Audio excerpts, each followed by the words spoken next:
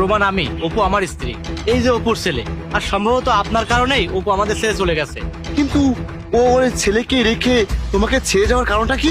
কারণ আমি গরিব আর আপনি ধনী, আর অপু কোনো সময়ই আমার এই গরিব অবস্থা নিয়ে সুখী ছিল না। আমরা ভালোবেসে বিয়ে করেছিলাম, আর আমাদের ঘর আলো করে এই ছেলেও হয়েছিল। একটা সমস্যার কারণে আমার চাকরি চলে যাওয়ায় আমি সমস্যায় পড়ে যাই, আর তখনই অপু আমাদের ছেড়ে চলে যায়। কারণ আপনি অনেক ধনী, আপনার অনেক টাকা আছে। আজ আপনারা বিয়ে করতে যাচ্ছেন এটা জেনেই আমি আপনার পথ আটকেছি। কারণ আমি চাই না আমার ছেলেটা মাহারা হোক আর আপনিও ঠকে যান। আরে ভাই, আমি তো এসব কিছুই জানতাম না যে অপু এত বড় একটা লোভী মেয়ে। অপুর স্বামী আছে, সন্তান আছে, এসব তো আমি কিছুই জানতাম না।